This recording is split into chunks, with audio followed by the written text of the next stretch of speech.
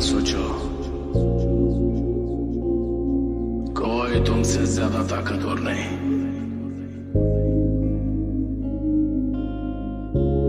इस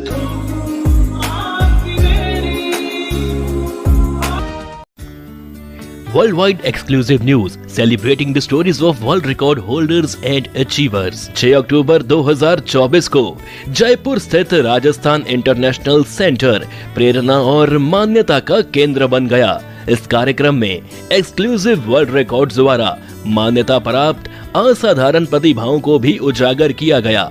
इनमें RAA रा यानी कि आरजे और एंकर एसोसिएशन और मां भारती रक्त वाहिनी जैसे सामाजिक कारणों से जुड़ी NGO संस्थाओं की भागीदारी रही। यह रात विभिन्न श्रेणियों में अद्वितीय योगदान को सम्मानित करने के लिए समर्पित थी, जिसमें प्रमुख श्रेणियां इस प्रकार शामिल थी। सम्मान शेगरी doctor D Suresh Babbu, Kolar, Karnataka. Worldwide exclusive news celebrating the stories of world record holders and achievers। उत्कर्षता का उत्सव, Indo international achievers journey award और वर्ल्ड रिकॉर्ड उपलब्धियां।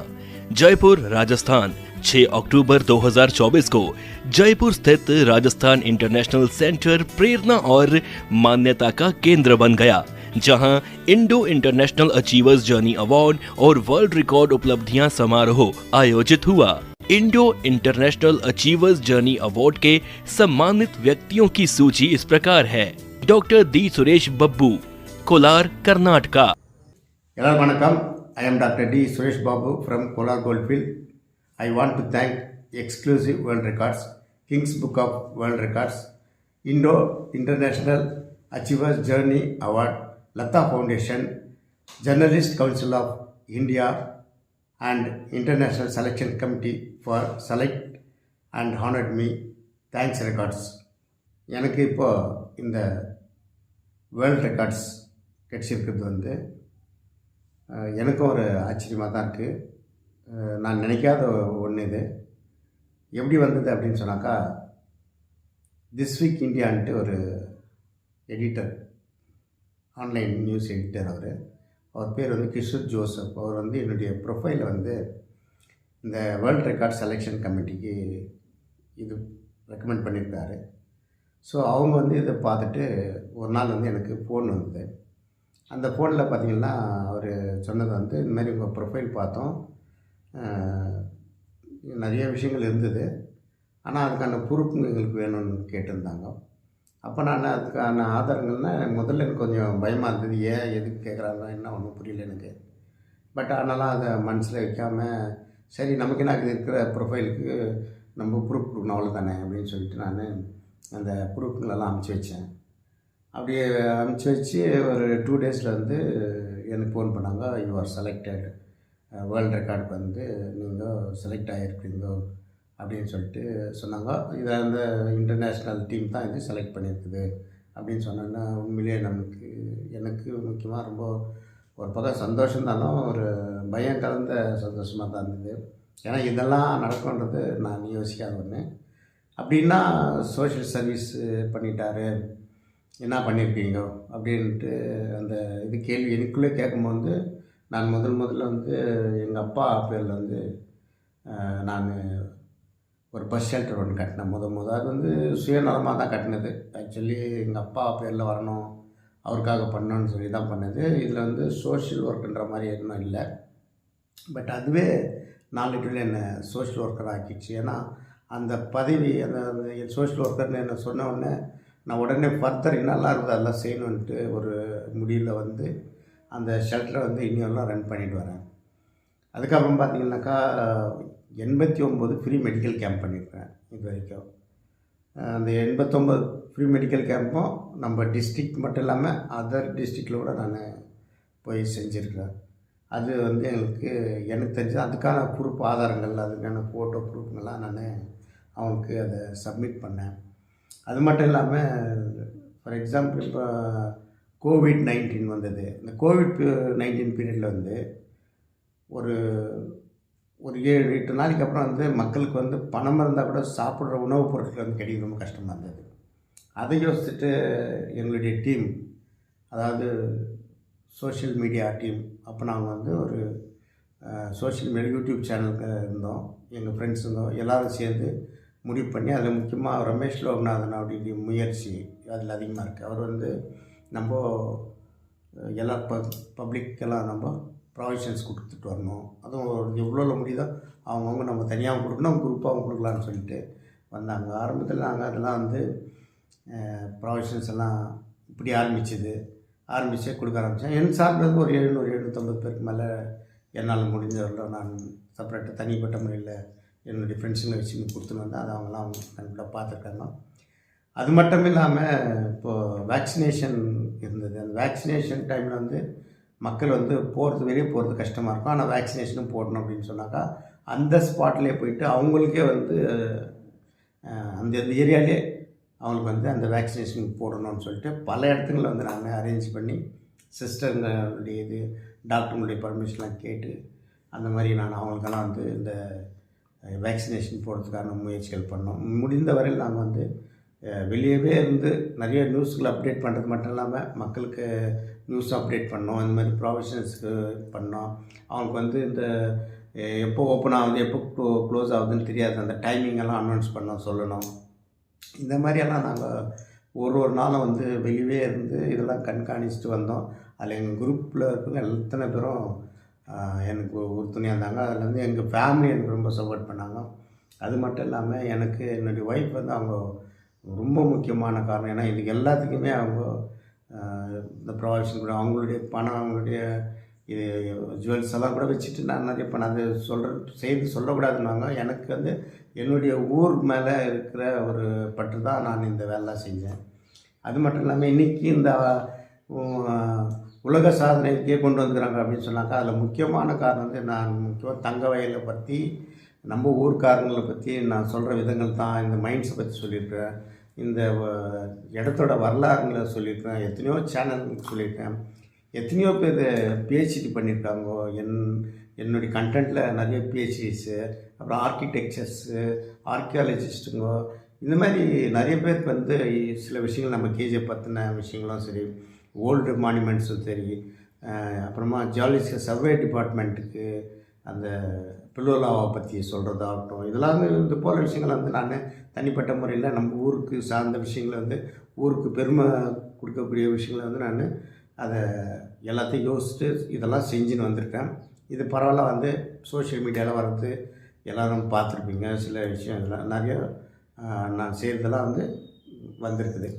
ஸோ இந்த மாதிரி வந்து இந்த சோஷியல் ஒர்க்கில் இந்த ஊரை பற்றின விஷயத்துக்கு பண்ணதுனால இந்த ஊருடைய பெருமை, அவங்களுடைய ஆசீர்வாதத்தால் அவங்க என்னை ஒவ்வொரு நாளும் என்னை பார்க்குறப்பா இந்த மாதிரி நல்லா சொல்லிக்கிறப்பா, இந்த ஊரை பற்றி நல்லா சொல்கிறப்பான்லாம் சொல்லும் போது அவங்களுடைய ஆசீர்வாதம் எனக்கு இருக்குதோ என்னமோ தெரியாது. இந்த லெவலுக்கு உலக சாதனை கொண்டு இருக்கலாம்னு நான் அதை நினைக்கிறேன். அது மட்டும் இல்லாமல் இப்போது புக்ஸுங்க எழுதணுன்னு நான் யூஸ்வலாக அது என்னுடைய ஹாபி ஆக்சுவலி. அது வந்து இதெல்லாம் மூல காரணம் எங்கள் அப்பா முக்கியமாக அவர் வந்து ஒரு ட்ராமா ஸ்டேஜ் ரைட்டர் டைரக்டர். அவருடைய இது என்னன்னாக்கா நான் எப்படியாவது ஒரு புக்கு எழுதணும், ஒரு புக் பப்ளிஷ் பண்ணணும். அது இல்லாத அவர் ஒரு புக்கு எழுதியிருந்தார். அப்போதைக்கு கஷ்டமான நிலைமை, அதை பப்ளிஷ் பண்ண முடியாது. அதனால் அவர் எழுதி வச்சுருந்தார். இந்த கண்டென்ட்டை வந்து நான் பப்ளிஷ் பண்ணணும்னு நினச்சேன், அது என்னால் முடியல அப்படின்ற வார்த்தையை அதில் போட்டிருந்தார். ஸோ அது எனக்கு மனசில் கொஞ்சம் பட்டுச்சு. இவருக்கு வந்து அந்த ஆர்வம் வந்து அவருடைய புக்கு வந்து பப்ளிஷ் பண்ண முடியலையே அப்படின்ற ஒரு ஆதங்கத்தில் நான் வந்து முதல் புக்கை வந்து ஏஷியன் விஸ்டம் சொல்லி அவர் சொன்ன வார்த்தைகளை அப்படியே இங்கிலீஷில் டிரான்ஸ்லேட் பண்ணி அந்த புக்கை வந்து ஒரிசாவில் ஹோம் ஆஃப் லெட்டர்ஸ் ஹோலி அந்த கம்பெனியில் அந்த பப்ளிஷர்கிட்ட இந்த முதல்ல வந்து ஏஷியன் விஸ்டம்ன்ற புக்கை வந்து நான் பப்ளிஷ் பண்ணேன். அதுக்கப்புறம் அது நிறைய புக்ஸுங்க போச்சு. அதுக்கப்புறம் வந்து எனக்குள்ளே வந்து அவர் ஒரு புக் அவர் தாட்சி அவருக்கு இஷ்டம். நாம் வந்து இவ்வளோ விஷயங்கள் யோசித்து வச்சுருக்கார். டைரக்ட் பண்ணணும், நடிக்கணும், பப்ளிஷ் பண்ண புக்கு எழுதணும், இதெல்லாம் வந்து அவருடைய எண்ணங்கள் இருந்திருக்குது. ஸோ அதை பின்பற்ற வகையில் வந்து சினிமா துறையில் வந்து பார்த்துட்டேன். நான் சிலது நடித்து பார்த்தேன். எனக்கு என்ன வருது அதுதான். நான் வந்து பெரிய நடிகன்ட்டு சொல்ல வரல.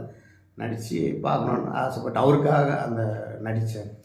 அதுக்கப்புறமா சில விஷயங்கள் வந்து சினிமாவை எடுத்தும் பார்த்துட்டேன்.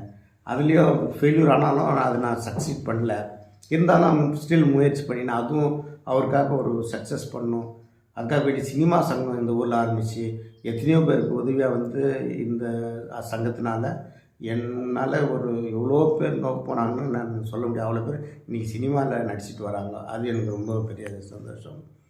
இது போன்ற பல விஷயங்கள் வரும்போது புக்கு வந்து ரொம்ப மெயினாக இருந்தது. என்னுடைய அதாவது கோவிட்-19 நிறைய டைம் கிடச்சிது. அந்த டைமில் வந்து எல்லாம் எழுதுனா கோவிட்-19 பற்றி ஒன்று எழுதுவோம் அப்படின்னு சொல்லிட்டு இங்கே நடந்ததெல்லாம் கோவிட்-19 நடந்த சம்பவம்லாம் ஒரு பக்கம் எழுதினேன். அப்புறம் வந்து மக்களுடைய மனது அப்படின்னு சொல்லிட்டு அந்த ஒரு புத்தகத்தை வந்துட்டு அது ஒன்று அந்த நேரத்துலேயே எழுதினேன். அதாவது மைனிங்குடைய ஆக்சிடெண்ட்டுகளை பற்றி அந்த நாள்லேருந்து நான் ஆரம்பித்து எழுதினேன். அப்புறம் ஜான் டெய்லர் அண்ட் சன்ஸ் அவங்கள பற்றி அவங்களுடைய ஹிஸ்ட்ரி தேர் அச்சீவ்மெண்ட் இன் கேஜிஎஃப்னு சொல்லிட்டு அவங்களுக்கு ஒரு புக்கு நான் சைமல்டேனியஸாக இதெல்லாம் நான் பண்ணிட்டு வந்தேன். அந்த 2 வருஷ காலத்தில் எனக்கு நிறைய டைம் கிடச்சிது. அதில் வந்து எல்லாத்தையும் இன்ஃபர்மேஷன்லாம் கேதர் பண்ணி அதை கரெக்ட் பண்ணி ஒட்டு மொத்தமாக நான் வேறு எங்கேயும் கொடுக்காம டு பப்ளிஷ் வரைக்குமே மொத்தமாக வந்து இன்றைக்கி 17லேருந்து 20 புக்காக நான் முடித்து வச்சுருக்கேன். அதில் தங்க வயலை பற்றிருந்தே வந்து 8லேருந்து 9 வரைக்கும் இருக்கும். குறைஞ்சபட்சம் வந்து இப்போது நம்ம கேஜிஎஃப் யூனியனை பற்றி எழுதியிருக்கேன். இது போல் பல விஷயங்களை வந்து எழுதிட்டு ஜென்ரலான விஷயங்கள் என்னுடைய சப்ஜெக்டில் human body, the mummies, human rights and Asian cemeteries இந்த மாதிரி வந்து நிறைய புத்தகங்கள்லாம் பண்ணி அதெல்லாம் ஓரளவுக்கு பப்ளிஷ் ஆகி இத்தனை வருஷமாக 2011லேருந்து என்னுடைய இந்த புக்ஸ் எழுதுகிற ஜேர்னி வந்து இன்னி வரைக்கும் வந்துட்டு அப் டு டேட். இன்றைக்கி எடுத்துனாக்கா எனக்கு வேர்ல்டு ரெக்கார்டில் சொன்னது 17 தான். ஆனால் இன்றைக்கி நான் இதோ பண்ணியிருக்க வரலும் பார்த்தாக்கா 20 புக்ஸ் கம்ப்ளீட் ஆகிட்டு பப்ளிஷ் பண்ணி வச்சுருக்கேன். ஸோ இது வந்து மக்களுக்கு தெரியணும் சில விஷயங்கள். அந்த ஊரை பற்றின பெருமைகள் மற்றவங்க தெரியணும். நம்ம ஊர் வந்து சாதாரண ஊர் இல்லை. இன்றைக்கி உலகமே பார்த்து படிக்கக்கூடிய ஒரு இடத்துல நம்ம ஊர் இருக்குது. இந்த ஊர் மக்களும் அந்த மாதிரி தான். இன்னி வரைக்கும் அரசாங்கத்தால் பழிவாங்கப்படுறாங்க, அரசியல்வாதிகளால் பழிவாங்கப்படுறாங்க. அவங்களுக்குன்றது இன்னும் இன்னோசென்ட்டாக இருக்காங்க. நம்ம ஜனங்க மட்டும்தான். வந்தோடிகள்லாம் என்ன பண்ணிக்கிறாங்க, இன்றைக்கி பில்டிங் வச்சுருக்கிறாங்க, என்னென்ன பண்ணுறாங்க. அவங்க செய்கிற தொழிலெல்லாம் வித்தியாசமாக இருக்கும். அவங்கள நான் தவறாக சொல்ல, அவங்களுடைய ஹேபிட் அது. அவங்க வந்து எத்தனையோ அவங்க வந்து ஒருத்தர் ஏச்சி பழிக்கிற அளவுக்கு இருக்கிறாங்க. ஆனால் நம்ம கேஜிஎஃப் ஜனங்க வந்து அப்படி யாரும் ஏச்சி பழிக்கலை. அவங்களுடைய நல்ல எண்ணம், அவங்களுடைய ஏமாற்ற குணம், ஏமாந்து போகிற குணம் அவங்கள வந்து இன்னி வரைக்கும் கடவுள் காப்பாற்றி யாருடைய ஹெல்ப்பும் இல்லாத இன்னும் வச்சுட்டு வராங்க.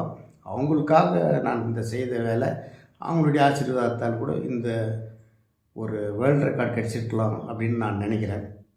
ஸோ இது போல் உள்ளடக்கிய ரொம்ப பெரிய விஷயங்கள்லாம் வந்து நடத்தணும். தொடர்ந்து வந்து எனக்கு வேர்ல்டு ரெக்கார்டில் வந்து இதெல்லாம் யோசித்து நான் செய்யலை.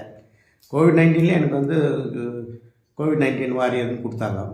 அது எங்கேருந்து செலக்ட் பண்ணாங்க யாருன்னா, டெல்லியில் ஒரு கம்பெனி வரும், அவங்க வந்து செலக்ட் பண்ணி மறைமுகமான சில நம்ம ஊர்லெல்லாம் எல்லா ஊர்லேயும் என்ன நடக்குதுன்றதை வாட்ச் பண்ணுறதுக்கு நிறைய பேர் இருக்காங்கன்றதை வந்து இது மூலிமா தெரிஞ்சினேன். எனக்கு இது முக்கியமாக மூல காரணம் என்னுடைய ப்ரொஃபைலில் என்னுடைய விஷயங்களை அப்டேட் பண்ணியிருக்கிறது வந்து கிஷோர் ஜோசப்னு சொல்லிட்டு திஸ் வீக் இந்தியா அப்படின்ற ஒரு ஆன்லைன் பத்திரிக்கை நடத்தக்கூடிய எடிட்டர் வந்து அவருக்கும் இன்றைக்கி ரொம்ப தேங்க்ஸ் சொல்லிக்கிறேன். அவர் தான் இதுக்கு என்னை பற்றி சொல்லணும், இவர் இவ்வளோ பண்ணிட்டு வராருன்றதெல்லாம் செலக்ட் பண்ணி அனுப்பிச்சிருக்காரு. அதன் மூலிமா அது செலெக்ஷன் கமிட்டி போயிருக்குது. அப்படின்றப்ப எனக்கு உண்மையிலே ரொம்ப சந்தோஷமாகுது. அது இதை பற்றி நான் கேர் பண்ணேன். என்னுடைய தொடர்ச்சி வந்து என்னுடைய சோஷியல் ஒர்க்கும் ஆகட்டும், என்னுடைய டேலண்ட்லேயே ஆகட்டும், இதெல்லாம் எனக்கு என்ன என்னால் ஆகுது, இந்த உடம்புல என்ன எனக்கு வருது, அதை வந்து நான் செய்யணுன்ட்டு ஆசைப்பட்டு செய்துட்டு தான் இருப்பேன்.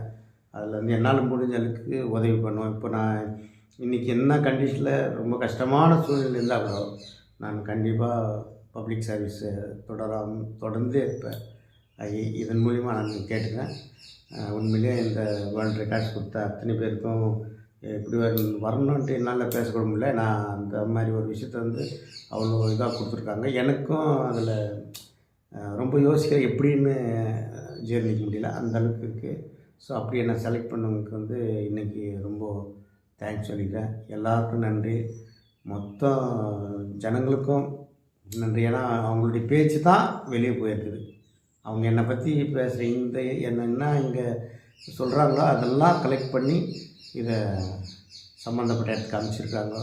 ஸோ அதன் பேரில் எனக்கு இந்த கிடச்சிருக்கு. இந்த ஜனங்களுக்கும் ரொம்ப நன்றி சொல்கிறேன். நன்றி, வணக்கம்.